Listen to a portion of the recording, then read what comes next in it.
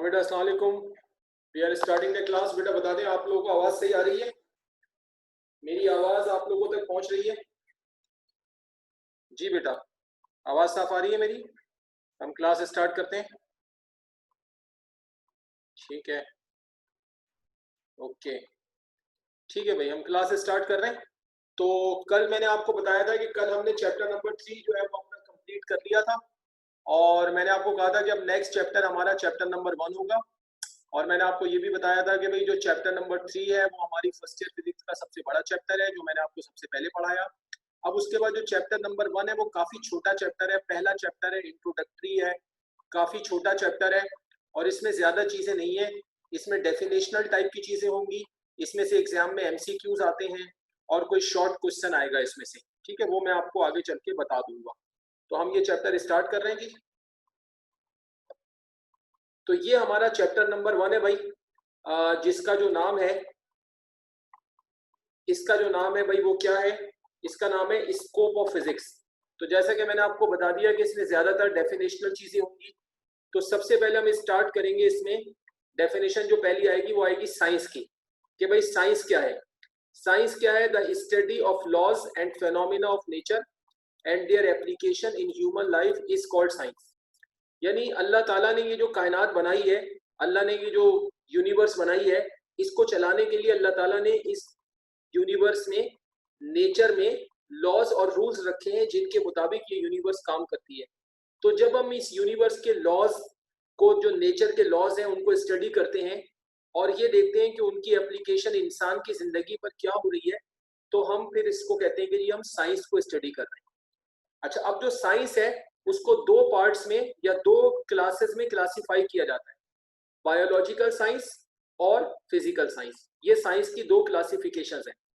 जो biological science है इसका ताल्लुक होता है लिविंग चीजों से, जिंदा चीजों से। ठीक है जी, it is the part of science, it is the part of science that deals with living things.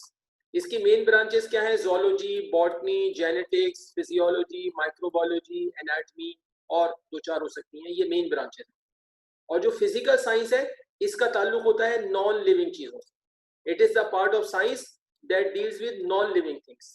इसकी मेन ब्रांचेस क्या है? Maths, physics, chemistry, stats, geology, astronomy, वगैरह वगैरह वगैरह। अब ये बात ध्यान में रखिएगा कि साइंस को हमने दो ब्रांचेस में क्लासिफाई किया, बायोलॉजिकल साइंस और फिजिकल साइंस।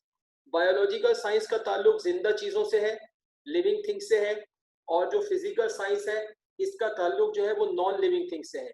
अब जहन में ये बात रखिएगा कि हमारी इस दुनिया को चलाने के लिए दोनों चीजों की बराबर की अहमियत है, दोनों चीजों की इक्वल इंपॉर्टेंस है। इस कायनात का निजाम चलाने के लिए जितनी अहमियत जिंदा चीजों की है उतनी ही अहमियत गैर जिंदा चीजों की है। लिविंग और नॉन लिविंग थिंग्स की अहमियत बराबर है। अब मिसाल के तौर पे अभी हमारी क्लास चल रही है, अब इसमें लिविंग थिंग्स कौन से हैं? आप और हम लिविंग थिंग्स हैं। ठीक है, हमारा होना, हम पढ़ा रहे हैं, आप पढ़ रहे हैं, हमारा होना इस क्लास के लिए जरूरी है। लेकिन नॉन लिविंग थिंग्स क्या है? मेरे सामने एक लैपटॉप रखा है, आपके सामने एक लैपटॉप है या स्मार्टफोन है, फिर नेट का कनेक्शन है। ठीक है जी, इसके बगैर हमारी क्लास नहीं चल सकती। और जिस रूम में आप बैठे हैं, आप टेबल पे रख के बैठे हुए हैं, मेरे सामने एक टेबल है, वगैरह वगैरह, बहुत सारी नॉन लिविंग चीजें हैं। तो अगर अभी नॉन लिविंग चीजें ना हो, आपके पास स्मार्टफोन नहीं हो, लैपटॉप नहीं हो, मेरे पास लैपटॉप नहीं हो, नेट डिवाइस नहीं हो, नेट का कनेक्शन नहीं हो, तो हमारी क्लास नहीं हो सकती। और इधर से हम ना पढ़ाएं, वहां से आप ना पढ़ें, तो भी ये क्लास का कोई फायदा नहीं है, तो भी क्लास नहीं हो सकती। तो इस कायनात में जितने निज़ाम चल रहे हैं उसमें लिविंग चीज़ों की और नॉन लिविंग चीज़ों की बराबर की अहमियत है। लिहाजा बायोलॉजिकल साइंस और फिजिकल साइंसेस की जो अहमियत है वो बराबर की होती है। अब फिजिक्स कहाँ पर जाती है? जाहिर सी बात है कि फिजिक्स का जो ताल्लुक है वो बायोलॉजिकल साइंस से नहीं है। फिजिक्स का ताल्लुक किससे बनता है? फिजिकल साइंस से। फिजिक्स जो है ये नॉन लिविंग चीजों के बारे में होती है। ठीक है जी, तो अब फिजिक्स की डेफिनेशन क्या है?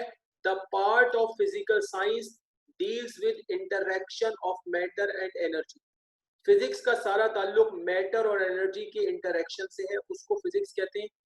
इस दुनिया में जितनी जितनी भी नॉन लिविंग चीजें हैं उसमें दो ही बातें आ जाएंगी, मैटर और एनर्जी।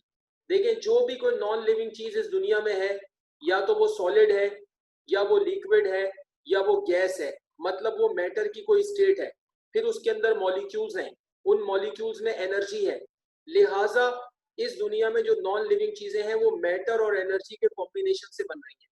तो जब आप मैटर और एनर्जी के इंटरेक्शन को डिस्कस करते हैं कि उससे क्या क्या हो रहा है, तो फिर आप फिजिक्स पढ़ते हैं। फिर जो फिजिक्स है हमारी, उसके मजीद दो हिस्से हो जाते हैं।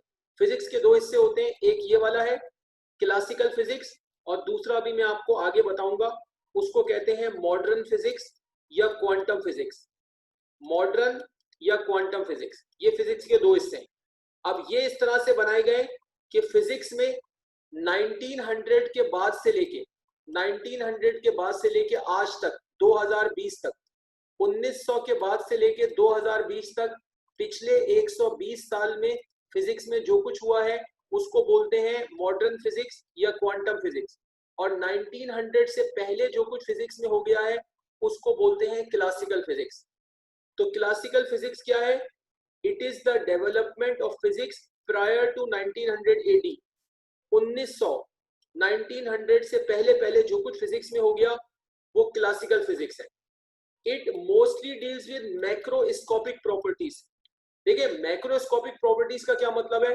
अब मसलन कोई बॉडी आपके सामने रखी हुई है, तो किसी भी बॉडी में जो प्रॉपर्टीज बाहर बाहर से होती हैं, मिसाल के तौर पे ये बॉडी है, इसकी लेंथ क्या है, इसकी विड्थ क्या है, इसकी हाइट क्या है, इसका मास कितना है, इसका वेट कितना है, इसका एरिया कितना है, ये सारी होती है मैक्रोस्कोपिक प्रॉपर्टीज जो किसी चीज में बाहर बाहर से नजर आ जाती हैं। लेकिन इसके अंदर जो एटम्स हैं या मॉलिक्यूल्स हैं, उनमें एनर्जी क्या है, उनके दरमियान फोर्स ऑफ अट्रैक्शन क्या है, उनकी मूवमेंट कैसे हो रही है, तो अंदर जब जाके प्रॉपर्टीज देखते हैं तो वो होती हैं माइक्रोस्कोपिक प्रॉपर्टीज। तो ये हमारी जो क्लासिकल फिजिक्स है ये ज्यादातर डील करती है मैक्रोस्कोपिक प्रॉपर्टीज के साथ, और जो हमारी मॉडर्न फिजिक्स है या क्वांटम फिजिक्स है वो ज्यादातर डील करती है माइक्रोस्कोपिक प्रॉपर्टीज के साथ। ठीक है, तो इसकी जो मेन ब्रांचेस होती हैं क्लासिकल फिजिक्स की, मैकेनिक्स है, waves, sound, light and optics, heat, thermodynamics, electrostatics, electrodynamics, magnetism, electromagnetism, ये मेन ब्रांचेस होती हैं किसकी? क्लासिकल फिजिक्स की। ठीक है, तो ये सारी चीजें एग्जाम में डेफिनेशन की फॉर्म में या एमसीक्यूज की फॉर्म में आ सकती हैं, ये मैंने आपको एक्सप्लेन किया है। अब मैं आपको 5 से 6 मिनट दे रहा हूँ, आजान भी हो रही है, आप इसको नोट करें।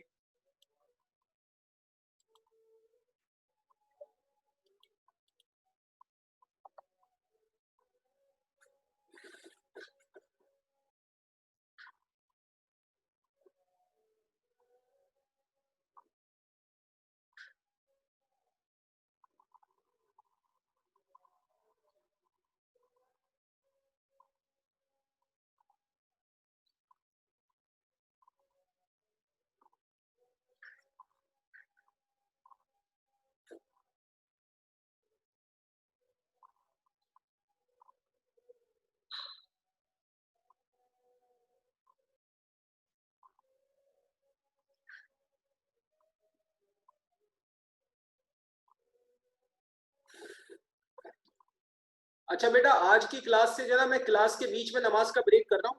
इस वक्त 7:12 हो रहे हैं, मैं नमाज पढ़ने जा रहा हूँ। 7-8 मिनट में मगरिब की नमाज पढ़ी जा सकती है आराम से, कोई मसला नहीं है। तो इस वक्त टाइम हो रहा है 7:12। आप ये स्लाइड, मैंने जो कुछ इधर मेंशन है सारा मैंने समझा दिया है, आप इसको नोट करें और पहले मगरिब की नमाज पढ़ लें आप, उसके बाद ये नोट करें। तो दोबारा मैं क्लास ज्वाइन करूंगा 7:25 पर। ठीक है जी, 7:25 में मैं दोबारा क्लास ज्वाइन करूंगा। इस वक्त टाइम हो रहा है 7:12 और हम ब्रेक कर रहे हैं 7:25 तक। आप नमाज पढ़ के आए, फिर ये स्लाइड आप नोट कर लें। ओके, आप मुझे ओके कर दें, बात समझ आ गई है? ठीक है भाई, क्लियर है आप लोग? ठीक है, जिस जिसको नमाज पढ़नी है फटाफट नमाज पढ़ के आ जाए और ये स्लाइड नोट करें। 7:25 पे मैं आपको ज्वाइन करूंगा, मैं नमाज पढ़ के आ रहा हूँ।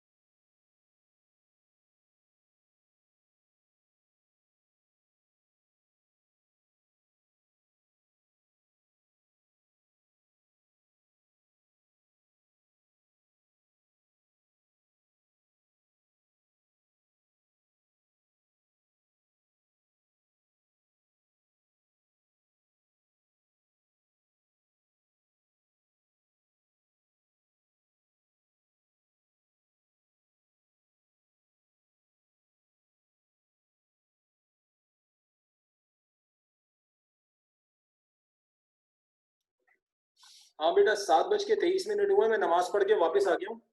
तो आई होप कि आप लोग भी आ गए हैं वापस। तो आप लोग ये जो स्लाइड है, मैंने सारा इस पे जो भी टॉपिक है वो समझा दिए हैं, आप लोग इसको नोट करें। मैं आपको 2-3 मिनट और दे रहा हूँ, फिर मैं आपसे पूछता हूँ।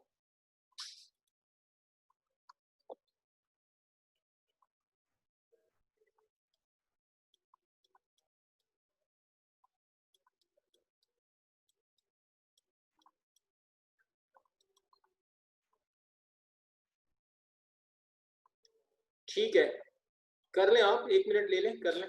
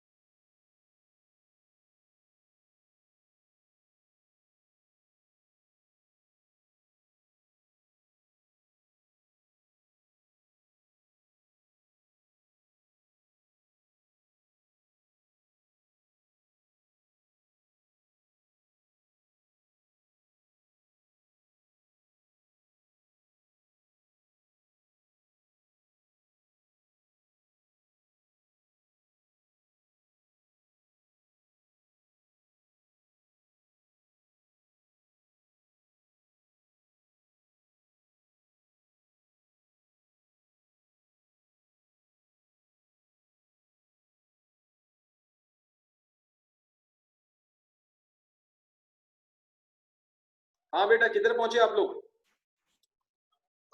कहाँ पहुंच गए भाई? आगे चलूं मैं? हाँ जी, कर लिया है तो आगे जाता हूं मैं। अच्छा जी, अब जो मेन अचीवमेंट्स हैं,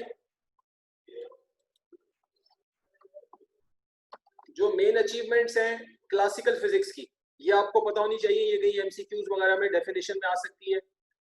जो क्लासिकल फिजिक्स की मेन अचीवमेंट्स हैं, न्यूटन लॉज ऑफ मोशन है, गैलीलियोस लॉज ऑफ रिलेटिविटी है, Kepler's laws of planetary motion है, मैक्सवेल्स लॉज ऑफ इलेक्ट्रोमैग्नेटिज्म है, Faraday's laws of electromagnetic induction है, केल्विन्स लॉज ऑफ थर्मोडायनेमिक्स है, Huygens wave theory of light है। इनमें से कुछ चीजें आप पढ़ेंगे भी इंटर में, जैसे कि ये जो है आपका, ये जो आपके लॉज ऑफ इलेक्ट्रोमैग्नेटिज्म है, Faraday's laws of electromagnetic induction है, केल्विन्स लॉज ऑफ थर्मोडायनेमिक्स है, ये आप पढ़ेंगे सेकंड ईयर की फिजिक्स में। ये आप सेकंड ईयर की फिजिक्स में पढ़ेंगे। और ये जो है ये आप पढ़ेंगे फर्स्ट ईयर में। फर्स्ट ईयर में आप पढ़ेंगे चैप्टर 9 में। ये फर्स्ट ईयर में आप चैप्टर 9 में पढ़ेंगे। और ये तो आप पढ़ चुके हैं, ये तो आपने मैट्रिक में ही पढ़ लिया है, न्यूटन्स लॉज ऑफ मोशन। ठीक है, और ये रिलेटिविटी के जो लॉज हैं ये भी आप सेकंड ईयर की फिजिक्स में पढ़ेंगे। अलबत्ता इसका जो तस्करा है ये आपका इंटर में कहीं नहीं आएगा, ये नहीं है आपके इंटर के कोर्स में, और बाकी तो आप पढ़ेंगे। तो ये मेन अचीवमेंट्स है क्लासिकल फिजिक्स की। फिर उसके बाद जैसा कि मैंने आपको बताया कि मॉडर्न फिजिक्स या क्वांटम फिजिक्स क्या है? It is the development of physics after 1900 AD. 1900 के बाद से लेके, जैसा मैं बता रहा था, 1900 के बाद से लेके ये 2020 तक जो कुछ पिछले 120 साल में फिजिक्स में हुआ है, ये मॉडर्न फिजिक्स या क्वांटम फिजिक्स कहलाती है। अब मिसाल के तौर पे इसमें देखिए, इसमें आइंस्टाइन ने काफी काम किया है। ठीक है जी, आइंस्टाइन ने काम किया है इसमें। आइंस्टाइन की जैसे थ्योरी ऑफ रिलेटिविटी है वो उसने 1905 में बताई, 1905 में। ठीक है जी। इसी तरह जो साइंटिस्ट है इसमें मैक्स प्लैंक ने काम किया है, मैक्स प्लैंक है इसमें। साइंटिस्ट है हर्ट्ज, हर्ट्ज ने काफी काम किया है इसमें। कॉम्पटन ने काम किया है। तो ये सारा जो काम है ना, ये पिछले 120 साल में हुआ है। तो इसका जो ताल्लुक बनता है वो ज्यादातर माइक्रोस्कोपिक प्रॉपर्टीज से बनता है, जो मैं अभी थोड़ी देर पहले बता रहा था। इसकी जो मेन ब्रांचेस हैं, क्वांटम मैकेनिक्स है, ठीक है जी, क्वांटम मैकेनिक्स है, एटॉमिक फिजिक्स है, न्यूक्लियर फिजिक्स है, इलेक्ट्रॉनिक्स है, एरोडायनेमिक्स है, कंप्यूटर साइंस है, सॉलिड स्टेट फिजिक्स है। अब जैसे देखिए कंप्यूटर साइंस है, अगर आप पीछे चले जाएं, जैसे अगर आप 1950 में भी चले जाएं, तो 1950 में तो कंप्यूटर था ही नहीं। 1950 में कंप्यूटर की कोई डेवलपमेंट ही नहीं थी। कंप्यूटर सारा आया ही 1970 के बाद है। 1970 के बाद जो है वो कंप्यूटर आए आपके। 2020 समझ लें आप कि पिछले 50 सालों में सारी कंप्यूटर साइंस डेवलप हुई है। ठीक है, तो ये आप नोट कर लें, ये सारी चीजें इंफॉर्मेटिव हैं। डेफिनेशंस में या एमसीक्यूज वगैरह में आ सकती है कहीं।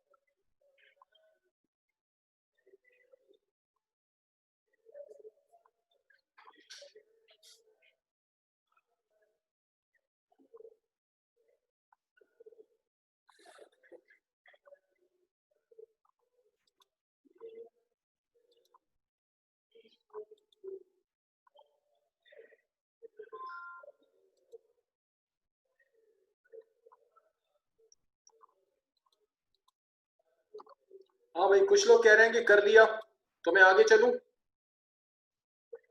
मुबशिर कह रहा है 1 मिनट, ठीक है।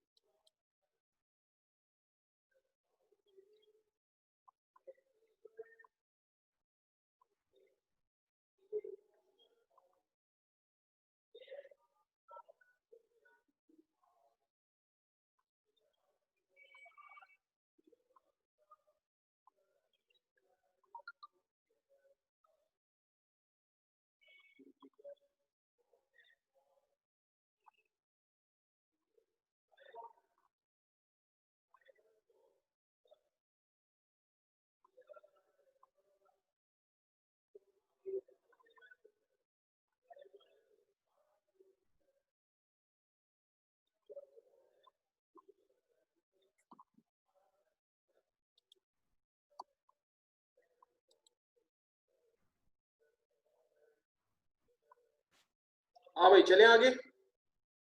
कर लिया।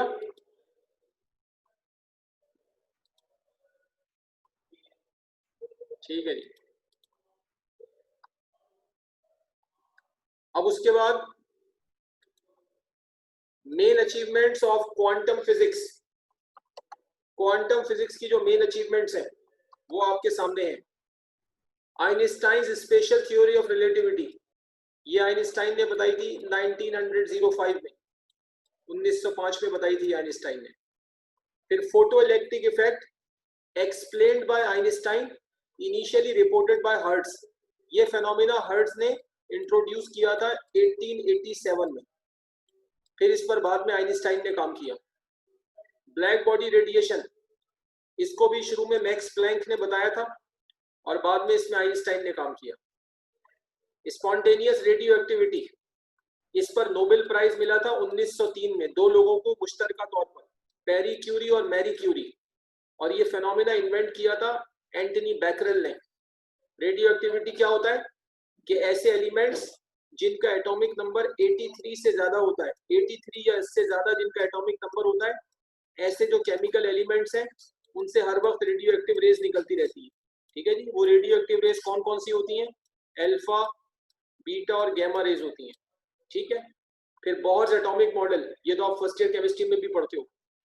फिर उसके बाद कॉम्पटन इफेक्ट, ये जो प्रोसेस है इसको कॉम्पटन इफेक्ट भी कहते हैं और कॉम्पटन स्कैटरिंग प्रोसेस भी कहते हैं। ये बताया था जिस साइंटिस्ट ने, उसका नाम था आर्थर कॉम्पटन। आर्थर कॉम्पटन नाम था, आर्थर कॉम्पटन, और ये उसने बताया था 1926 में। फिर उसके बाद D Broglie's wave particle duality hypothesis, ये डी ब्रोगली ने बताया था 1924 में।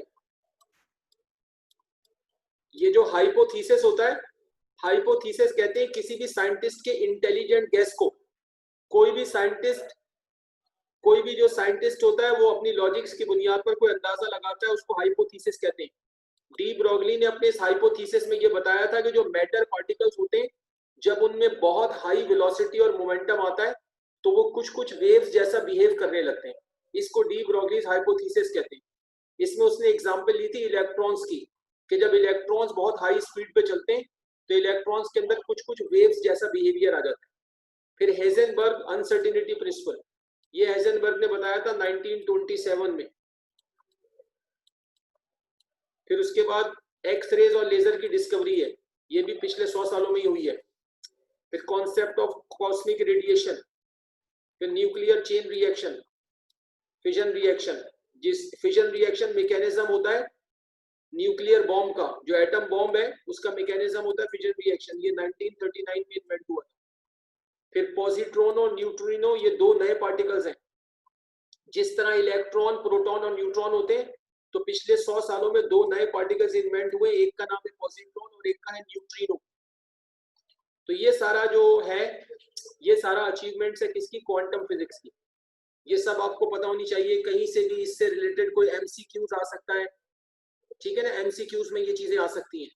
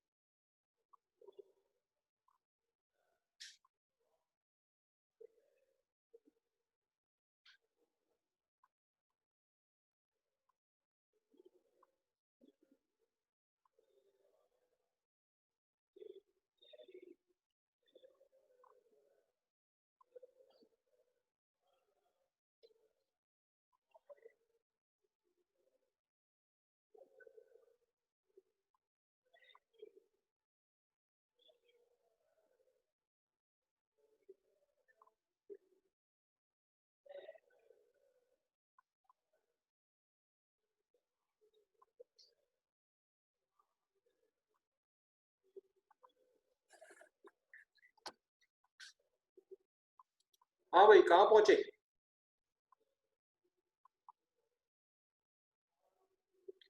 फाइज कह रहा है कि सर नोबेल प्राइज का भी एमसीक्यूज आ सकता है। हाँ बिल्कुल आ सकता है, बिल्कुल आ सकता है कि वो पूछ सकते हैं कि भाई नोबेल प्राइज किस सन में मिला था, किसे मिला था, बिल्कुल आ सकता है।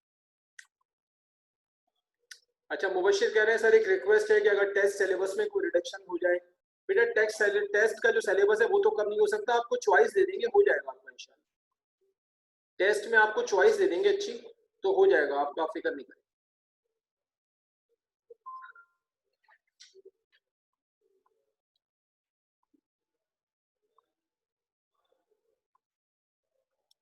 हाँ जी, नोट कर लिया, आगे चलें। बोले भाई, आगे चलें, कोई रह तो नहीं गया?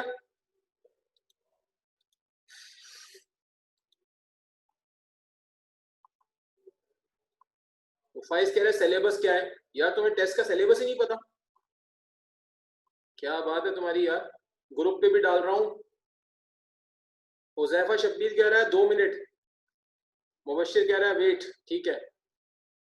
फाइज तुम्हें टेस्ट का सिलेबस क्यों नहीं पता यार? मैंने तो ग्रुप पे भी डाला है, तुम ग्रुप चेक नहीं कर रहे?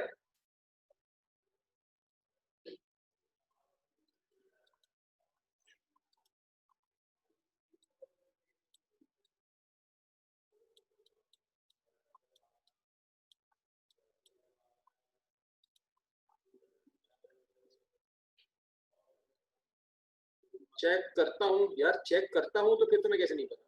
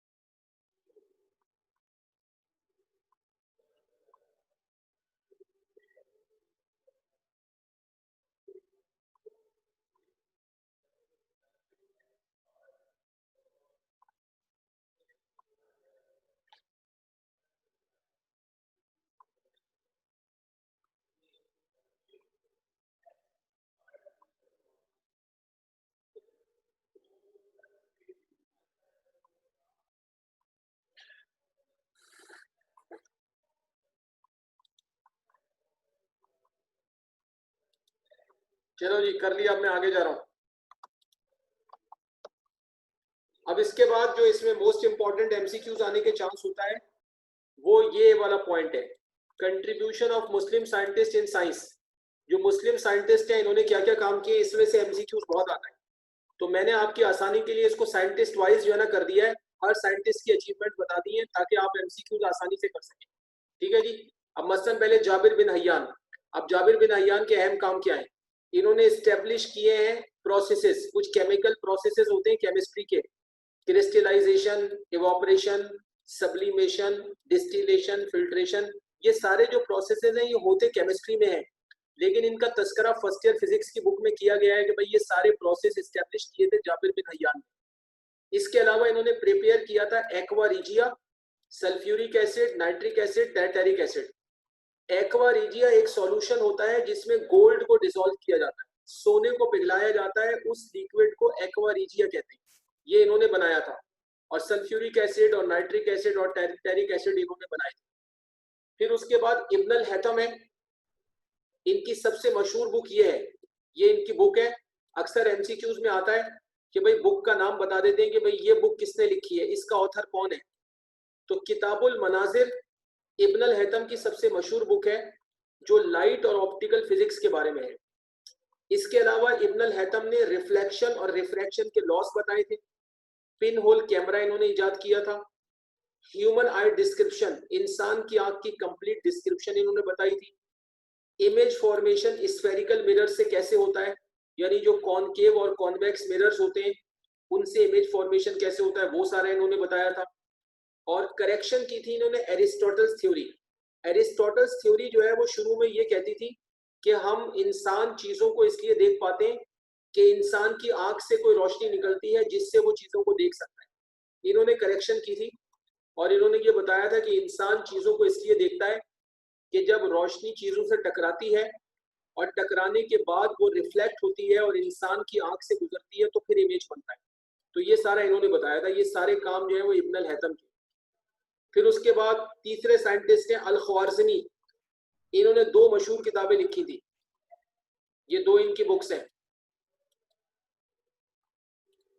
एक है, एक बुक का नाम है अल जब्र वल मुकाबला।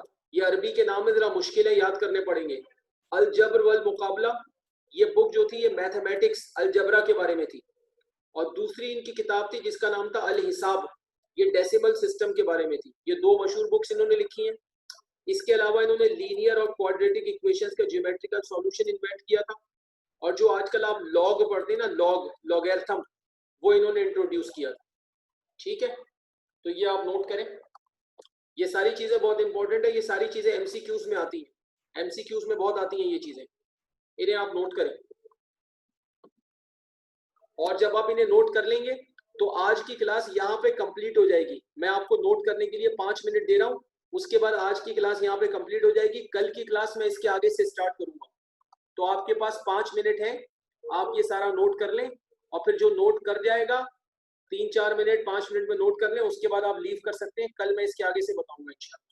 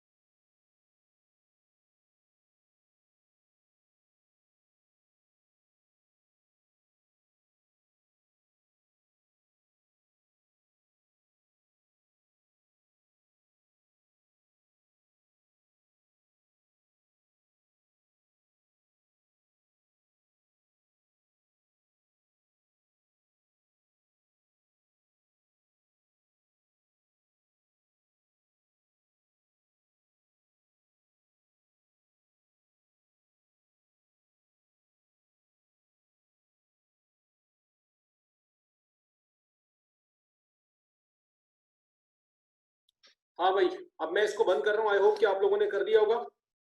मैं जा रहा हूँ बेटा।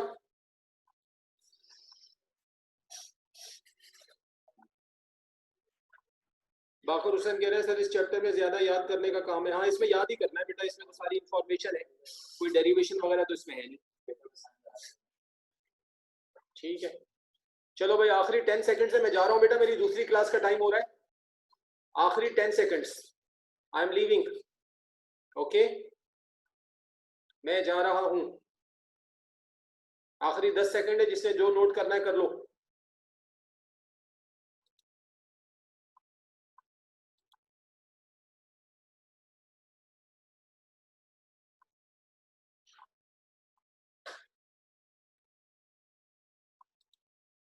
ओके जी, अल्लाह हाफिज।